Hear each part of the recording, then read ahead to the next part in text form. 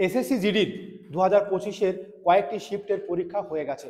এখন সেই শিফটগুলো অ্যানালাইসিস করার পর জানা গেছে যে বা বোঝা গেছে অঙ্কের কোন কোন চ্যাপ্টার থেকে কতগুলি প্রশ্ন এসেছে, সেগুলি ধারণা তোমার থাকা দরকার। তুমি পরীক্ষার আগে যদি এক ঝলক এই ভিডিওটি দেখে নাও, তাহলে তোমার অনেক উপকার আসবে বা পরবর্তীকালে নতুনভাবে যারা পরীক্ষা দেবে তাদের ধারণা কিন্তু ক্লিয়ার হয়ে যাবে। তাই এই ছোট্ট ভিডিওর মাধ্যমে আমি বেশি কিছু না বলে তোমাকে ডাইরেক্ট দেখাবো যে কতগুলি প্রশ্ন এসেছে। তো তার আগে বলবো অবশ্যই চ্যানেলকে সাবস্ক্রাইব করো, পরবর্তীকালে চাকরি পাওয়া খুব সহজ ও সুবিধা হবে। কারণ আমাদের একমাত্র আবাসিক কোচিং সেন্টার নদিয়া জেলার, যেখানে থাকা খাওয়া পড়াশোনা ফ্রি, নিজস্ব বিল্ডিংয়ে একটি রুমে একজন, একটি রুমে দুজন এবং একটি রুমে চারজন থাকার সুব্যবস্থাপনা রয়েছে। এবং এখানে ডিজিটাল রুমে ক্লাসরুম করা হয়, অত্যাধুনিক এবং উন্নত মানের রুমে থাকার ব্যবস্থাপনা রয়েছে।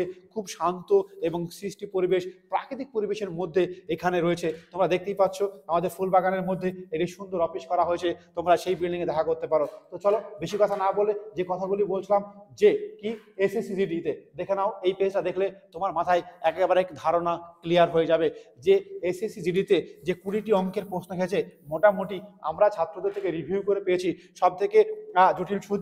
তুমি দেখে নাও, জটিল সুদ অবশ্যই 100% প্রশ্ন, প্রত্যেকটা শিফটে দুটো করে এসেছে জটিল সুদ, একেবারে গড় প্রত্যেকটা শিফটে দুটো করে প্রশ্ন এসেছে। যেমন লাভ ক্ষতি প্রত্যেকটা প্রশ্নে দুটো করে প্রশ্ন কিন্তু দেখা গেছে।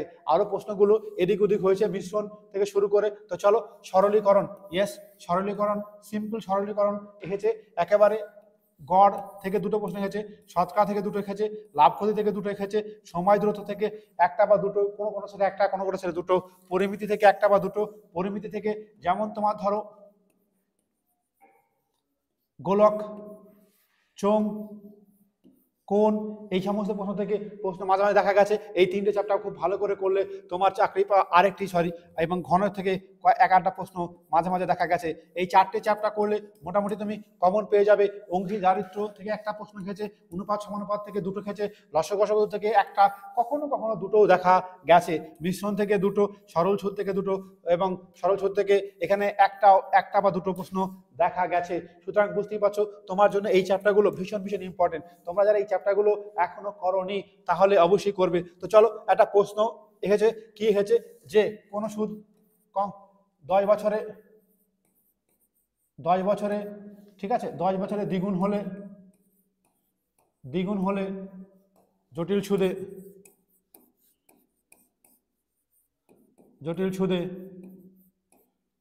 10 বছরে দ্বিগুণ হলে জটিল সুদে 16 গুণ হবে কত বছরে?